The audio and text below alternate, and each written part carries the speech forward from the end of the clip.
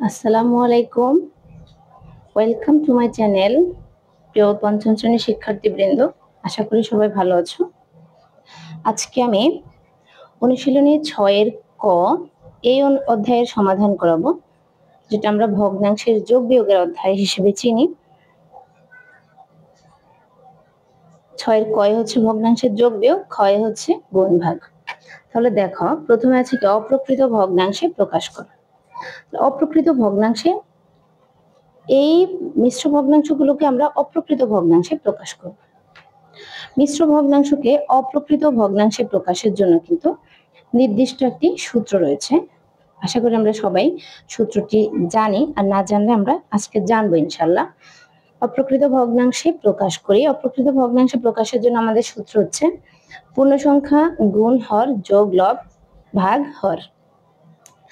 তাহলে দেখো, আমাদের মিশ্র ভগ্নাংশটা হচ্ছে 2/3 এটাকে যদি আমি অপ্রকৃত ভগ্নাংশে প্রকাশ করি, তাহলে পূর্ণ সংখ্যার সাথে হর গুণ করব, তার গুণফলের সাথে লব যোগ করব, এবং হর যা আছে তাই কিন্তু হর থাকবে। তাহলে দেখো, 3 2 গুণে 6, 6 2 যোগ করলে কত? 8। আমি কিন্তু এখানে অঙ্কটা ভেঙে করাইছি, তোমরা মুখে মুখে বুঝতে পারো। 3 2 গুণে 6, 6 2 যোগ করলে 8, তাহলে 3/8। এখানে কিন্তু আমাদেরকে বলছে অপ্রকৃত ভগ্নাংশে প্রকাশ করতে, তাই এখানে কিন্তু আর ভাগ দেওয়ার প্রয়োজন নেই। 2 নং 3/9 এটাকে যদি আমরা ভাগ করি, দেখো 3 9 গুণে 27, 27 আর 1 যোগ করলে 28। 3 নম্বর দেখো, 5 আর 11 গুণ করলে 5 11 55, 55 এবং 5 যোগ করলে 60, তাহলে 11/60। 6 10 60, 60 3 যোগ করলে 63। 20 2 গুণে 40, 40 1 41। এটা হচ্ছে অপ্রকৃত ভগ্নাংশে প্রকাশ। এখন আমাদের পরবর্তী প্রশ্ন হচ্ছে মিশ্র ভগ্নাংশ বা পূর্ণ সংখ্যায় প্রকাশ করা। এখানে কিছু অপ্রকৃত ভগ্নাংশ দেওয়া আছে। এখানে বলা হয়েছে মিশ্র ভগ্নাংশ বা পূর্ণ সংখ্যায় প্রকাশ করতে। পূর্ণ সংখ্যা বলতে যখন কোনো ভাগশেষ থাকবে না, তখন সেটার ফল পূর্ণ সংখ্যাই হবে। দেখো, এখন 3/7, আমরা এখানে কিন্তু হর দিয়ে লবকে ভাগ করবো, তাহলে 3 দিয়ে 7কে ভাগ করি, ভাগশেষ কত থাকে? 1। তাহলে এটাকে আমরা মিশ্র ভগ্নাংশ কিভাবে সাজাবো? খেয়াল করো, ভাগফল যে সংখ্যাটি হবে সেটা হবে সমস্ত সংখ্যা, আর হর যা আছে তাই কিন্তু হর থাকবে, ভাগশেষ হবে লব। তাহলে 2/3/1। খেয়াল করো, 2 হচ্ছে ভাগফল, এটা বসালাম পূর্ণ সংখ্যায়, 3 হর, তাই 3কে হর বসালাম, ভাগশেষ 1, তাই এটা লব। 2/3/1। খেয়াল করো, 5/21, তাহলে 5 দিয়ে 21কে ভাগ করলে 4 5 20, ভাগশেষ 1 থাকে, 4/5/1। 3 নম্বর 9/36, এখানে কিন্তু 9 দিয়ে 36কে ভাগ করলে কোনো ভাগশেষ থাকে না, এখানে পূর্ণ সংখ্যা 4। 4 নং এ খেয়াল করো, 11/78, 11/78, 11 দিয়ে 78কে ভাগ করলে 7 11 77, ভাগশেষ থাকে 1, 7/11/1। 10 দিয়ে 220কে ভাগ করলে 10 2 গুণে 20, এটা আমরা ভেঙে ভাগ করছি যেহেতু বড় সংখ্যা, ভাগফল হয় 22, এখানে ভাগশেষ 0, তাই এখানে পূর্ণ সংখ্যা 22। 3 নং এ আছে পরবর্তী হিসাব করো। হিসাব করার মধ্যে আমাদের এখানে এটা হচ্ছে যোগ বিয়োগের ধারণা, ভগ্নাংশের যোগ এবং ভগ্নাংশের বিয়োগ। আমরা ভগ্নাংশের যোগ বিয়োগ করতে গেলে আমাদের কয়েকটা নিয়ম ফলো করা লাগে। নিয়মগুলো হচ্ছে, প্রথমত আমাদের কাজ হচ্ছে যদি মিশ্র ভগ্নাংশ থাকে, আমরা মিশ্র ভগ্নাংশটাকে ভেঙে অপ্রকৃত ভগ্নাংশ প্রকাশ করি এবং পরবর্তীতে হরের লসাগু নির্ণয় করি। হরের লসাগু নির্ণয় করার পরে প্রত্যেক পর্যায়ক্রমে প্রথম ভগ্নাংশ থেকে শুরু করে হর দিয়ে লসাগুকে ভাগ করি এবং ভাগফল দিয়ে লবকে গুণ করি এবং ওই প্রাপ্ত গুণফলটা আমরা বসাই।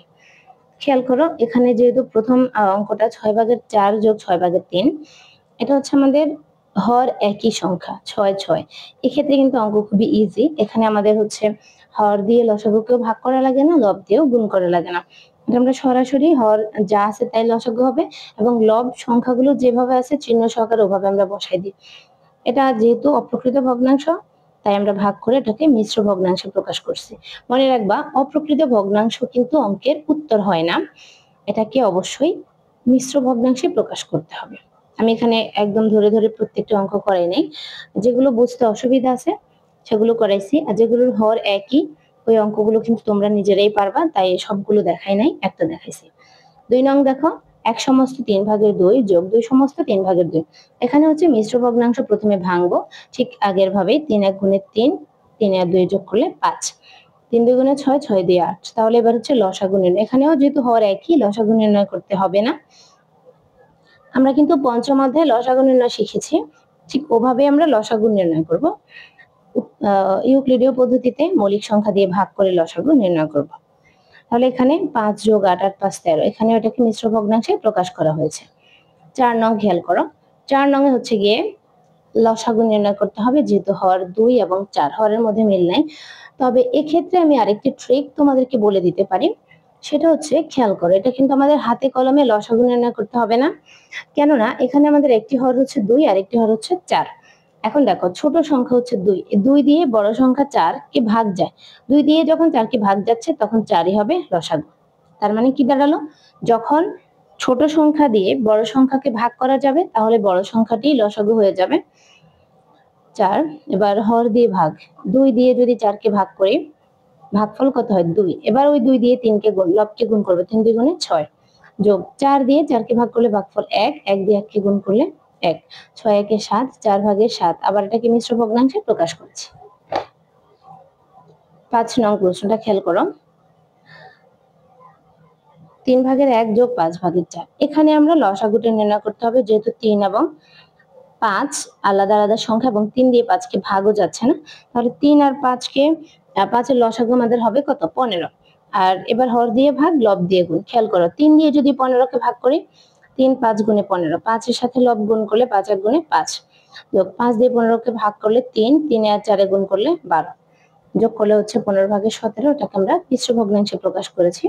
6 নং খেয়াল করো, প্রথমে আমরা মিশ্র ভগ্নাংশ ভাঙলাম, 3 এবং 6, দেখো 3 দিয়ে 6 কে ভাগ করা যাচ্ছে, তাহলে 6ই হবে লসাগু। তাহলে 6 লসাগু, ঠিক আগের নিয়মে হর দিয়ে ভাগ, লব দিয়ে গুণ।